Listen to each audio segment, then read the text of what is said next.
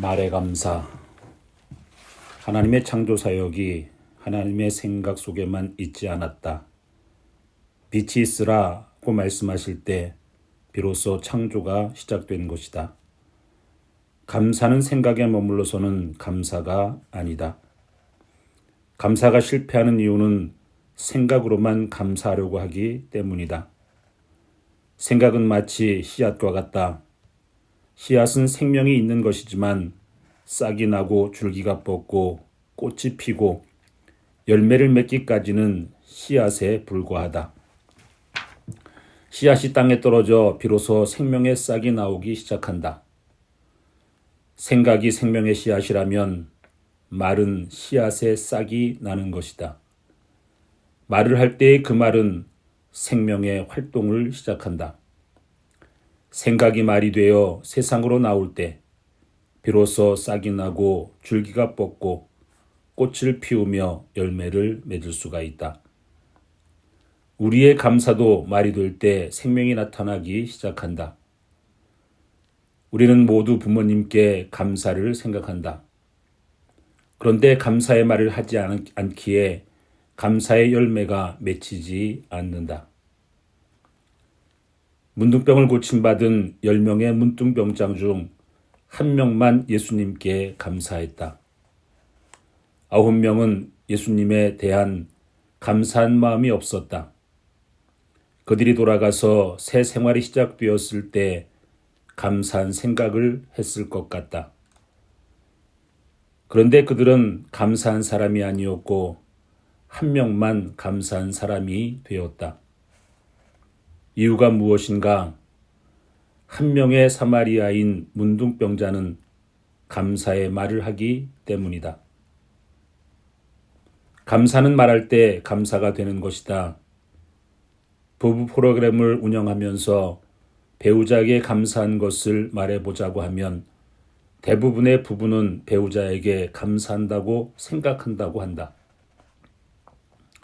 그런데 감사하다는 말을 해보았느냐고 물으면 못해보았다는 사람이 태반이다. 모든 인간의 갈등, 부부의 갈등은 불만 때문에 시작된다. 생각해보면 감사할 것이 더 크고 많은데 감사보다는 불만이 더 많은 이유가 무엇인가? 그것은 감사의 말을 하지 않기에 그 감사는 아주 작아지고 대신 불평은 커지고 가득해져서 불만의 말이 나오기 때문이다. 나는 갈등이 있는 사람에게 감사요법을 처방해 본다. 부부든 부모와 자녀 간이든 감사하게 하면 예외 없이 좋은 관계가 되어지는 것을 수없이 목격하고 있다. 감사의 위력은 바위를 녹인다. 감사의 말을 해보라. 마치 빛이 들어오면 어둠이 사라지듯이 삶이 감사로 춤추기 시작할 것이다. 감사는 말할 때 시작된다. 감사는 말할 때 나타난다. 감사는 말할 때 전해진다. 감사는 말할 때 느껴진다. 감사는 말할 때 이루어진다. 감사를 말하지 않으면 감사는 시작되지 않으며 나타나지 않으며 전해지지 않으며 느껴지지 않으며 감사는 이루어지지 않는다. 감사의 말의 위력. 감사를 말하는 것은 마치 컴퓨터의 검색에 글을 입력하면 그 입력된 글에 따라 컴퓨터가 모든 정보를 찾아주듯이 우리 안의 뇌세포가 감사할 내용을 찾고 감사할 이유를 찾고 감사를 느끼게 하고 감사의 기쁜 마음과 생각으로 가득 채운다. 호주 해피 패밀리 센터에서 사역하면서 가정에 관한 프로그램을 진행하고 있을 때 있었던 일이다. 한 번은 세미나를 하는 첫날 예상보다 인원이 초과하여 강의안이 모자라게 되었다. 다른 스태프들은 각자 자기가 맡은 일을 준비하느라 모두 바빠서 모자라는 강의안을 준비할 시간이 없었다. 마침 토요일이라서 초등학교에 다니는 아들 녀석이 왔기에 가까운 도서관에 가서 강의안을 좀 더 복사해 오도록 심부름을 시켰다. 그런데 아이가 복사를 하러 간 사이에 참석자들이 더 불어나서 강의안이 더 필요하게 되었다. 그래서 돌아온 아들에게 다시 심부름을 시켜야 했다. 미나, 미안하지만 한 번 더 갔다 와야 되겠구나. 조금 더 복사해야 하거든. 그러자 아들의 얼굴이 싫은 표정으로 변했다. 또 갔다 와요? 아들은 몸을 흔들며 싫다는 몸짓을 했다. 가기 싫다고 말하는 아들을 달래어 다시 복사를 시키러 보냈다. 그런데 한참 만에 돌아온 아들은 웬일인지 싱글벙글하고 있었다. 그런 모습에 의아해서 묻는 내게 아들은 뜻밖의 대답을 해주었다. 복사하러 가는데 눈물이 막 나오려고 했어요. 그런데 지난 주일에 아빠가 설교하신 내용이 생각나는 게 아니겠어요? 아들 녀석이 말하는 지난주 나의 설교는 이런 것이었다. 감사할 일이 생겼을 때 감사는 누구든지 할 수 있지만 감사할 수 없을 때 감사하는 것은 참으로 귀한 감사이다. 그리고 감사할 수 없을 때라도 입으로 감사를 말하면 감사의 마음으로 변하게 된다. 아들은 심부름하는 것이 힘들어 눈물이 나오려고 하는 때 그 말씀이 생각나서 하나님 감사합니다. 하나님 감사합니다를 자꾸 되뇌었다고 한다. 그러니까 복사하는 것도 하나님의 일이라는 깨달음이 생기고 마음속에 점점 기쁨이 차올라와 정말로 감사할 수 있게 되었다는 것이다. 성경은 내 입의 말로 내가 얽혔으며 내 입의 말로 인하여 잡히게 되었느니라 라고 했다. 잠언 6장 2절. 감사하면 생각과 마음과 삶이 감사로 얽히고 잡히게 된다. 일본의 에토모마 사루는 물이 우리의 말에 따라 모양이 변하는 것을 사진으로 찍어 공개하여 우리를 놀라게 하였다. 물이 가장 아름다운 모습으로 변한 것이 사랑해요와 감사요란 말을 들려주었을 때라고 한다. 영어, 중국어, 프랑스어, 독일어, 한국어 등 세계 어느 나라 말로 이 말을 들려주어도 이 말을 들으면 물은 아름다운 육각형의 모습으로 변화했고 이를 사진으로 찍어 공개하였다. 짜증나네? 죽여버릴 거야? 말을 들려주었을 때 아주 일그러진 모습으로 변하였다. 단순한 말 한마디 말이 어떤 변화를 만들었는가를 보여준 좋은 실험이었다. 단순히 감사하다는 말을 할 때에도 우리 안에서도 놀라운 일들이 일어난다. 어떤 상황으로 인해 불쾌해질 때 단순히 감사하다는 말을 계속 말해본다. 그러면 감사의 말이 계속되는 것에 비례해서 신기하게도 복잡했던 마음이 평안해진다. 동시에 감사할 것들이 생각난다.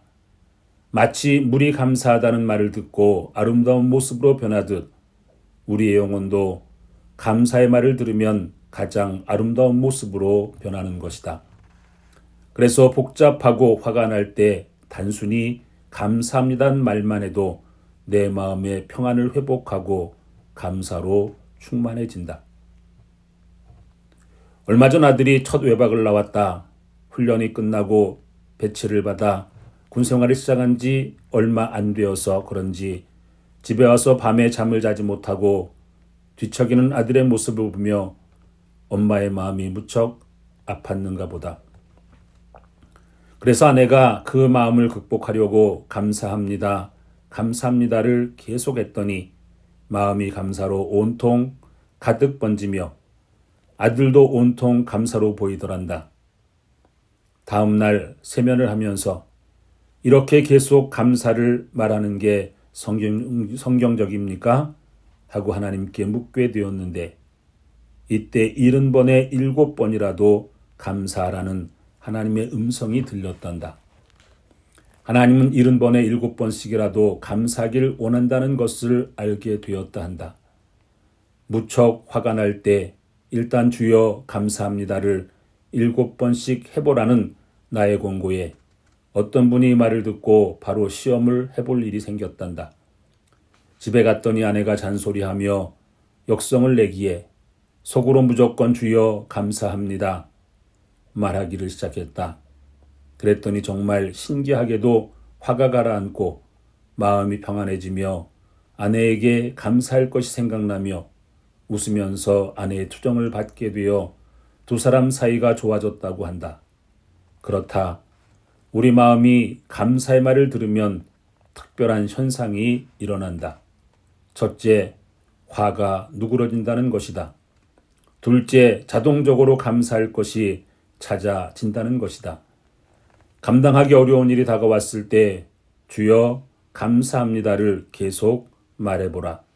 그러면 분명 이런 은혜가 임할 것이다. 원망 불평은 내어놓으면 원망 불평할 것들이 생각나고 더욱 원망과 불평에 사로잡힌다. 당신은 어디에 잡히기 원하는가?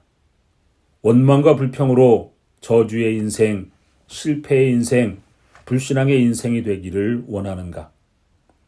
아니면 감사로 축복된 인생, 아름다운 인생, 은혜로운 인생이 되기를 원하는가? 감사를 생각 속에 묻어두면 죽은 감사가 되고 만다. 감사를 말하라. 그러면 감사의 열매가 맺기 시작할 것이다. 말의 권세. 1985년 봄 성경 말씀을 읽다가 내 신앙과 인생에 축복이 된 놀라운 사건이 시작된다.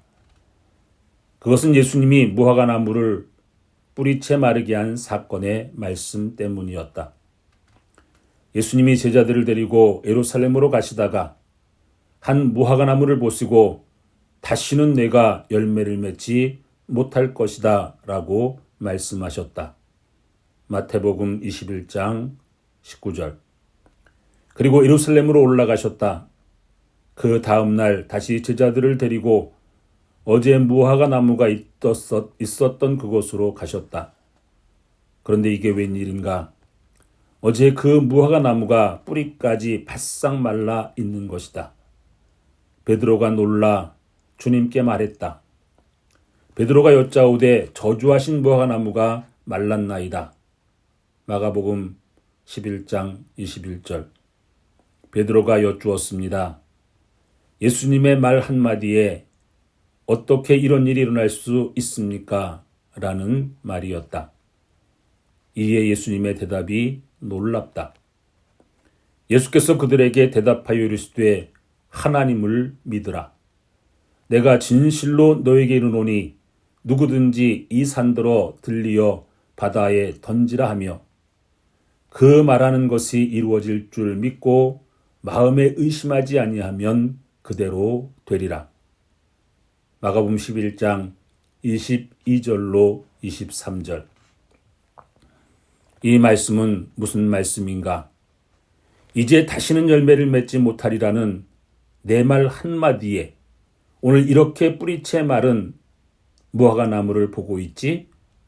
그런데 이런 말의 권세가 나에게만 있는 것이 아니고 하나님을 믿는 사람이면 누구든지 말의 권세가 주어져 있다. 하나님을 믿는 사람의 말의 권세는 무화과 나무뿐만 아니라 산을 보고 바다로 들어가라 하고 그 말의 권세를 믿으면 산이 바다로 들어갈 것을 믿으면 산도 바다로 들어갈 것이다는 말씀이었다. 지금이야 산을 바다로 옮기는 일은 포크레인과 덤프트럭으로 가능한 일이지만 예수님 시대에 산이 바다로 옮겨진다는 것은 상상도 못했던 시대였다. 오늘날 같았으면 사람이 걸어서 달나라에도 갈 수 있다는 말과 같은 말이다. 하나님을 믿는 사람들이라면 누구든지 산을 보고 바다로 들어가라고 말하면 산도 바다로 들어가는 말의 권세를 가지고 있다는 예수님의 말씀은 천지가 새롭게 창조되는 것만큼 충격적인 말씀이었다. 얼마나 놀라운 말씀인가. 이 말씀이 열리던 날 나는 신령한 충격에 빠졌다. 하나님을 믿는 사람들의 말이 산을 바다로 옮길 권세가 있다. 이 말의 권세를 믿으라. 이때부터 나는 성경 속의 말에 관심을 가지고 연구하기 시작하였다. 너는 너희 말이 내 귀에 들린 대로 무화과나무 사건 이후 하나님의 충격적인 하나의 충격적인 성경 구절이 내게 다가왔다. 민수기 14장 28절 말씀이었다. 여호와의 말씀에 나의 삶을 가리켜 맹세하노라. 너희 말이 내 귀에 들린 대로 내가 너희에게 행하리니. 이 말씀을 발견하고 두 번째 말에 충격에 휩싸이게 되었다. 하나님이 당신의 모든 것을 걸고 맹세까지 하시면서 하신 말씀이 무엇인가? 너희 말이 내 귀에 들린 대로 내가 너에게 행하리라는 말씀이다. 우리의 말대로 행하시겠다는 하나님의 맹세는 내 믿음과 삶의 뿌리를 송두리째 바꾸는 사건이 되었다. 그로부터 20년 동안 이 말씀은 하나님의 특별한 은혜가 되어 나의 신앙과 삶의 동력이 되었고, 또한 이 은혜로 한국교회와 목회자와 1000만 성도들을 섬기게 이르렀다. 하나님은 우리의 말에 권세를 주시고 우리가 말한 말 그대로 이루신다고 맹세하며 약속하셨다. 나의 삶을 가리켜 맹세하노라. 너희 말이 내 귀에 들린 대로 내가 너희에게 행하리라. 원망, 불평의 말을 하면 그 말대로 인생의 원망, 불평할 삶이 다가오게 될 것이다. 그러나 감사를 말하면 감사할 삶이 다가오게 될 것이다. 이것은 봄, 여름, 가을, 겨울 사계절이 때를 따라 변하는 자연의 법칙과 같이 우리 인생에 있어 축복의 법칙이요, 은혜의 법칙이요, 하나님의 모든 것을 걸고 맹세하며 세운 하나님의 법칙이다. 감사의 대상, 감사를 누구에게 해야 할까? 당연히 하나님께 해야 한다. 그래서 우리는 하나님께 찬양하며 감사하고 있다. 때문에 생일이 되면 생일 감사를 하나님께 드린다. 지극히 당연한 일이다. 우리의 생명은 하나님께로부터 온 것이기 때문이다. 그러나 한 가지 더 생각할 게 있다. 생명을 하나님이 주셨지만 낳아주고 핏덩이를 안아 키워준 부모님도 있다. 그래서 하나님은 십계명에서 내 부모를 공경하라고 하셨다. 그런데 이렇게 나를 낳아 길러준 부모님에겐 감사의 말 한마디도 못할 경우가 많다. 오히려 불평, 불만만 말하지 않았는가? 이런 것을 하나님께서는 어떻게 생각하실까? 이스라엘 백성이 광야에서 모세와 아론에게 대해 원망을 쏟아낸다. 이스라엘 온 회중이 그 광야에서 모세와 아론을 원망하여 그들에게 이르되, 우리가 애굽 땅에서 고기 가마 곁에 앉았던 때와 떡을 배불리 먹던 때에 여호와의 손에 죽었더라면 좋았을 것을. 너희가 이 광야로 우리를 인도하여 내어 이 온 회중으로 줄여 죽게 하는도다. 출애굽기 16장 2절로 3절. 이스라엘 백성이 모세와 아론에게 원망하고 불평하며 분노한다. 이에 대해 성경은 이는 여호와께서 자기를 향하여 너희의 원망하는 그 말을 들으셨음이니라. 우리가 누구냐? 너희의 원망은 우리를 향하여 함이 아니요 여호와를 향하여 함이로라 라고 했다. 출애굽기 16장 8절. 모세와 아론에 대한 원망이 모세와 아론에 대한 것이 아니요 하나님께 대한 원망이란 것이다. 사람들에 대한 원망, 불평이 곧 하나님께 원망, 불평하는 것이요. 사람에 대해 감사하는 것은 하나님께 감사하는 것이다. 여리고성을 정탐하고 돌아온 10명의 정탐꾼들의 점령할 수 없다는 말을 듣고 온 백성이 소리 높여 부르짖으며 밤새도록 백성이 통곡하였더라. 온 회중이 그들에게 이르되 우리가 애굽 땅에서 죽었거나 이 광야에서 죽었으면 좋았을 것을 하고 원망한다. 민수기 14장 1절로 2절. 그들은 가나안 땅의 환경을 보고 원망하며 모세와 아론을 향하여 원망하였다. 이에 대해 하나님은 무엇이라 말씀하시는가? 여호와께서 모세에게 이르시되 이 백성이 어느 때까지 나를 멸시하겠느냐? 내가 그들 중에 많은 이적을 행한 것도 생각하지 아니하고 어느 때까지 나를 믿지 않겠느냐? 민수기 14장 11절. 첫째는 모세와 아론에 대한 원망이 하나님에 대한 원망이요. 둘째는 환경에 대한 원망이 곧 하나님에 대한 원망이며, 셋째는 이 원망은 하나님을 멸시하는 것이요 하나님을 믿지 않는 것이라는 말씀이다. 하나님은 하나님을 향해서만 원망, 불평하는 것이 원망, 불평하는 것이 아니라 모든 원망, 불평이 하나님을 향하는 것이요 모든 원망과 불평은 하나님을 믿지 않는 것이요 하나님을 멸시하는 것이라는 말씀이다. 이와 같이 모든 감사 또한 하나님께 감사하는 것이다. 그래서 바울은 범사에 감사라고 했다. 범사란 모든 환경과 모든 사람에게 감사라는 뜻이기도 하다. 이에 바울은 선교 활동을 헌신적으로 도운 브리스길라와 아굴라에게 나뿐 아니라 이방인의 모든 교회도 저희에게 감사하느니라고 하였으며 베베와 오네시모로에게도 감사하는 것을 볼 수 있다. 여호수아는 가나안 땅을 정탐할 때 그들을 숨겨주었던 라합에게 감사하며 가나안 점령 시 라합의 모든 가족들을 구해주는 것을 볼 수 있다. 다윗이 친구 요나단의 은혜에 감사해서 그의 아들 무비보셋에게 다윗 왕과 함께 왕궁에 거하고 나손과 바실레의 아들들에게도 그의 부친의 은혜에 감사하며 왕궁에 거하게 하며 감사를 한다. 모든 감사를 하나님께 드리는 것은 당연하다.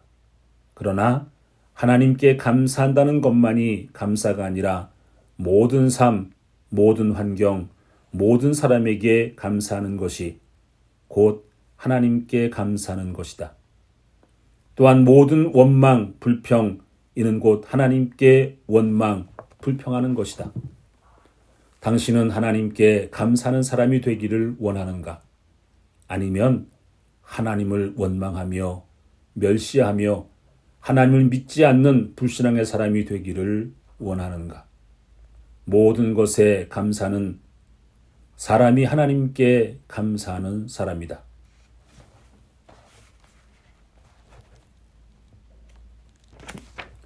감사와 하나님의 영광. 감사로 제사를 드리는 자가 나를 영화롭게 하나니 그 행위를 옳게 하는 자에게 내가 하나님의 구원을 보이리라. 시편 50편 23절. 무엇으로 하나님을 영화롭게 해드릴 수 있는가? 감사로 제사를 드리는 자가 하나님을 영화롭게 하는 자라고 했다. 웨스트민스터 소율이 문답에 인생의 제일 되는 목적이 하나님을 영화롭게 하며 영원토록 그를 즐거워하는 것이라고 되어 있다. 세례를 받을 때 이것을 암송한다. 그러나 하나님을 영화롭게 하는 것이 무엇이냐고 물어보면 망설인다. 성경은 그 질문에 대해 명쾌한 답을 주셨다.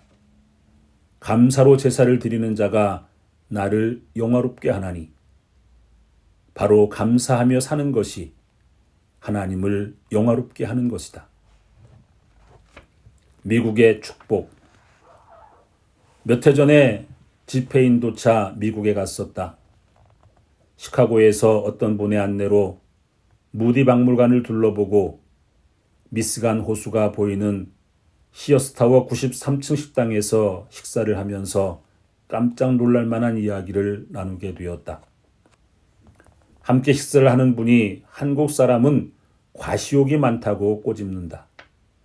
나는 그 말에 동의하지만 과시욕은 어느 나라에도 조금씩은 있지 않느냐? 미국도 비싼 호텔에 투숙하고도 팁을 놓고 나와야 하고 간단한 식사를 하는 식당에서도 팁을 내야 하지 않느냐?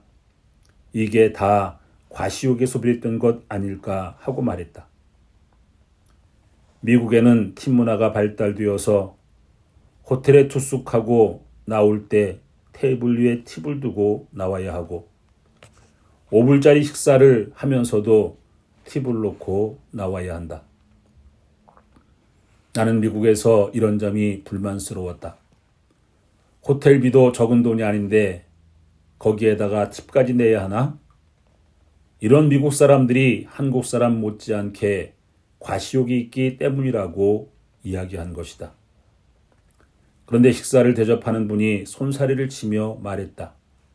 그게 아닙니다. 호텔에 팁을 놓고 나오는 것은 지저분한 내 잠자리를 치워주시는 분에게 감사해서, 식탁에 팁을 놓는 것은 내가 먹은 음식 찌꺼기를 치워주는 분에게 감사해서 감사의 표시로 팁을 놓고 나오는 것입니다. 라고. 나는 망치로 머리를 맞는 것 같았다. 과시 때문이 아니라 감사의 표시로 시작되었다는 말에 지레 짐작하고 판단했던 나 자신이 부끄러움과 동시에 하나님의 축복을 받을 나라는 역시 다르구나. 감사할 줄 아는 사람들이 미국을 축복의 나라로 만들었구나 라고 감탄하게 되었다. 미국은 오늘날 세계 기독교인들이 지키는 추수감사절을 만든 감사의 나라다. 미국은 감사로 하나님을 영화롭게 해드리는 나라였다. 요셉의 감사와 은혜. 요셉이 노예로 살면서 누명을 쓰고 기약 없는 감옥에 들어갔어도 결코 원망하거나 불평한 것은 볼 수가 없다. 그는 어디에서든지 성실을 다하고 하나님께 감사한 사람이었다. 드디어 하나님께서 그를 높여 애굽의 국무총리로 오늘날의 요셉이 되게 하셨다. 요셉은 어떤 상황 속에서도 원망, 불평하지 않고 감사로 하나님을 영화롭게 한 사람이다. 사마리아 문둥병자가 돌아와 예수님께 감사를 드릴 때 예수님께서 이 이방인 외에는 하나님께 영광을 돌리러 돌아온 자가 없느냐라고 말씀하셨다. 누가복음 17장 18절. 그의 감사는 단순한 감사로만 끝난 것이 아니라 하나님께 영광을 돌린 것이었다. 하나님께서 좋아하시는 과일. 재미있는 말을 하나 만들어 보았다. 하나님께서 좋아하시는 과일은 두 가지다. 사과와 감을 좋아하신다. 사과? 잘못했다는 말이다. 하나님께 잘못되었다고 고백하는 것은 좋아하신다는 것이다. 감사를 좋아하는 이유는 감을 사오는 것을 좋아한다는 것을 줄여서 감사란 말이다. 재미있게 하려고 만들어 본 이야기지만 분명한 것은 감사가 하나님을 영화롭게 하는 것이요. 하나님이 감동하는 신앙이다. 당신은 어디에 있기를 원하는가? 하나님을 영화롭게 하는 사람으로 살아가기를 원하는가? 그렇다면 이제부터 당신의 입술에 감사가 흘러나오면 된다. 감사는 우리의 모든 신앙을 신앙되게 한다. 감사는 믿음이 참된 믿음이다. 감사하는 믿음이 참된 믿음이다. 감사하며 봉사할 때 그 봉사가 참된 봉사가 될 것이요. 감사하며 교사로 구역장으로 성가대원으로 헌신할 때 그 헌신이 참된 헌신이 될 것이며 우리의 모든 신앙을 완성시키는 것이다. 감사하는 자는 하나님을 영화롭게 하는 사람이다.